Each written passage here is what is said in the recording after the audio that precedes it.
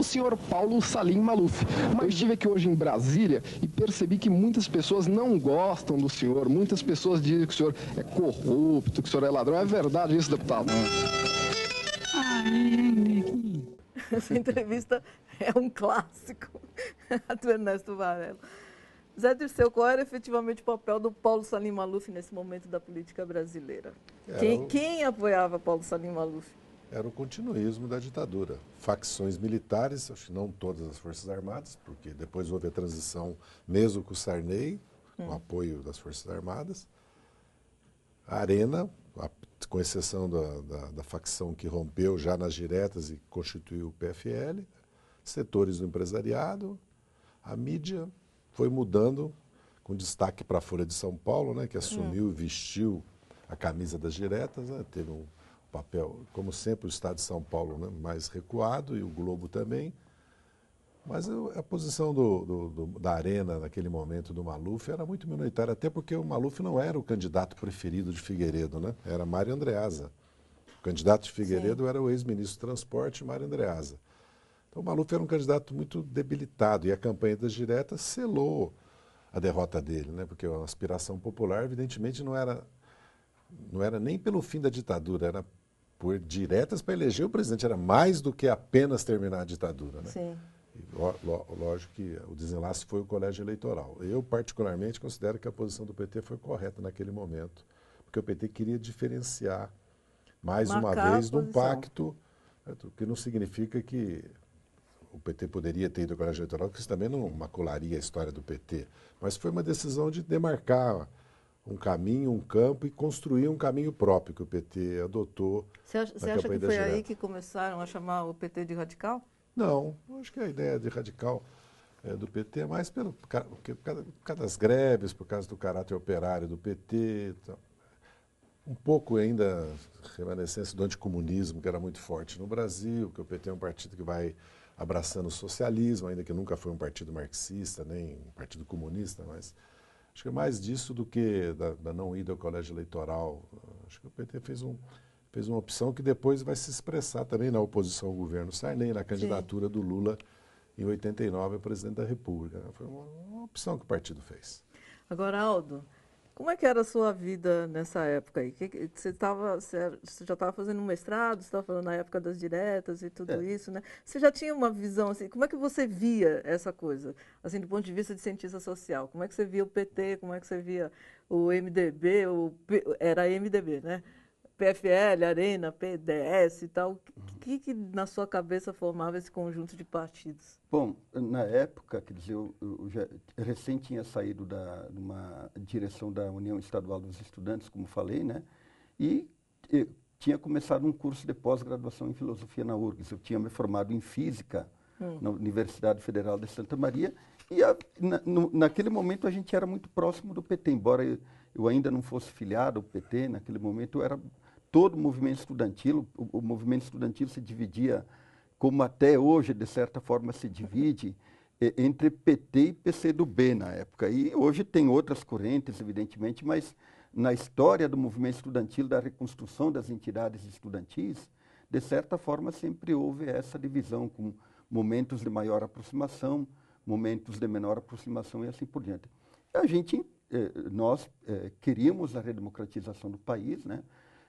Já tínhamos enfrentado algumas vezes a polícia militar, a brigada militar, nas ruas de Porto Alegre, né?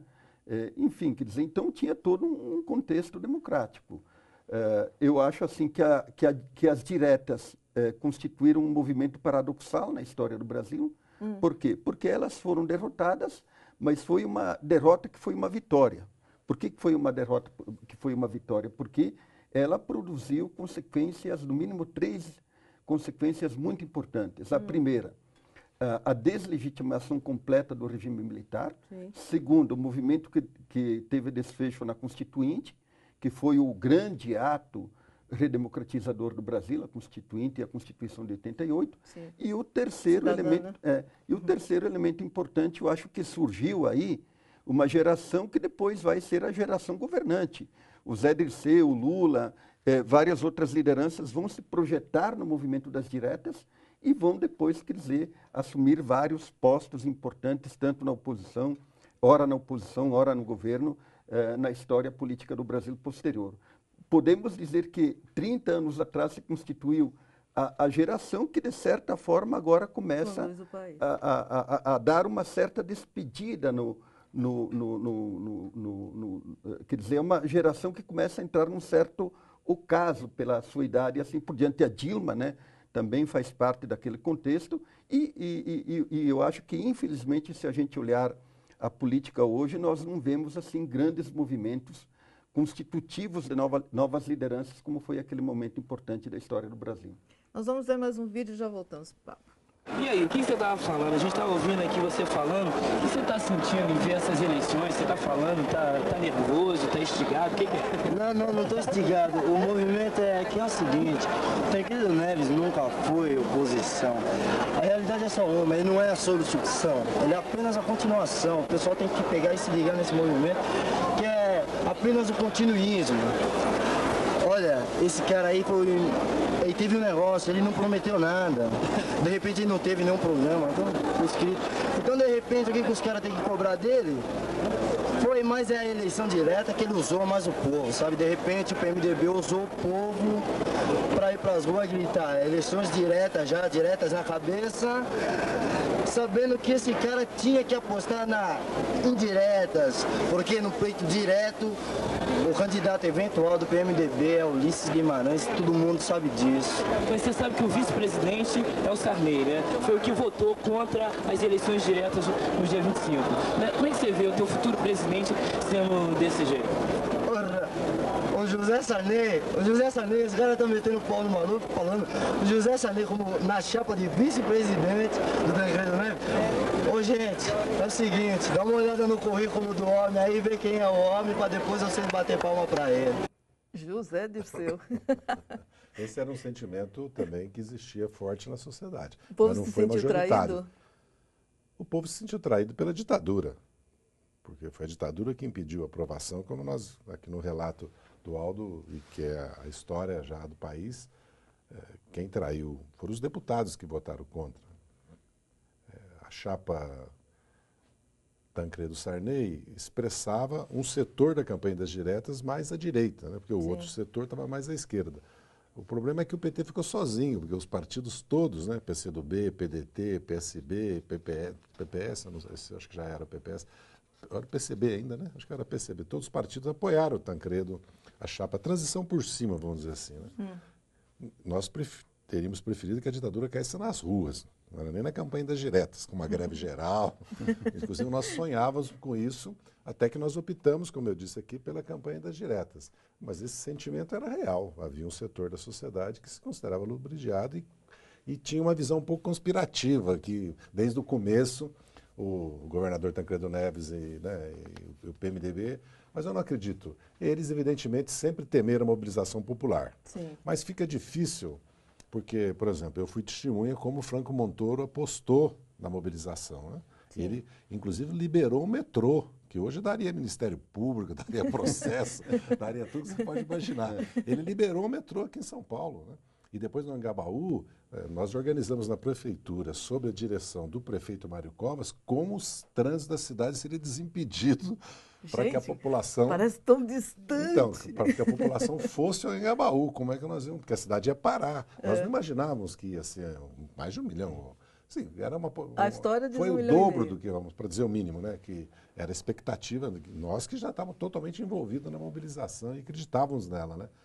Eu acredito que ele expressa um sentimento da população, que foi da maioria da militância do PT, que ficou indignada, né, com a ida ao colégio eleitoral, né, com o acordo Sarney-Tancredo, né, e depois ainda o Tancredo... Deu uma certa desesperança, não, e depois o Tancredo ainda não toma posse e o Sarney vira presidente da República. Não, uma punhalada. Mas depois, na presidência da República, no que diz respeito às questões democráticas, né, o Sarney se comportou segundo a expectativa daqueles que queriam a redemocratização do país, porque, tirando a discussão do mandato dele de 5, 6 anos, 4, ele não colocou nenhum obstáculo democrático à Constituição. Lógico que os temas que são sociais, econômicos, aí cada partido, reforma agrária, Forças Armadas, né?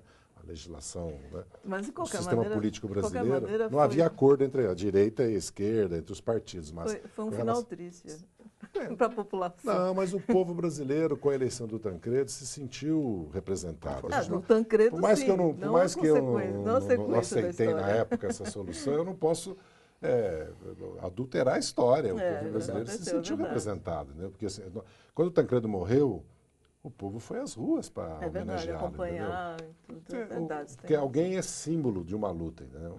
Ele foi. O Lula ficou como símbolo dessa luta, Ulisses Guimarães, vários, o Brizola, Mário Covas, aqueles que tiveram o Dante de Oliveira.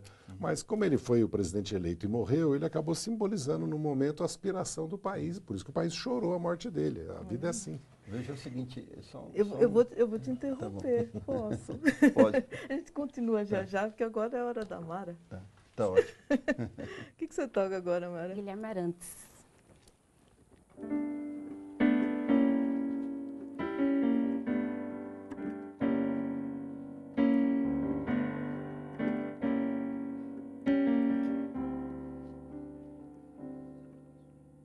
Quando eu fui ferido, vi tudo mudar das verdades que eu sabia.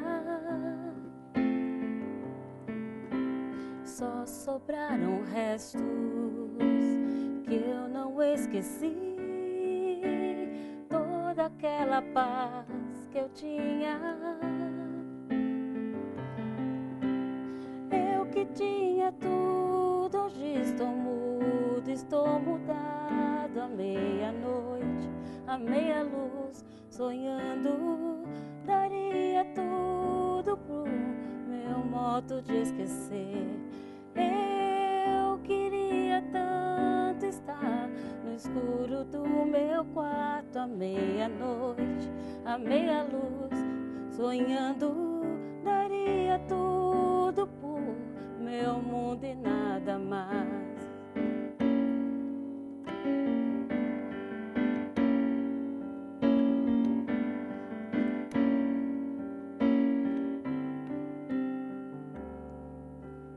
Não estou bem certo que ainda vou sorrir sem um travo de amargura.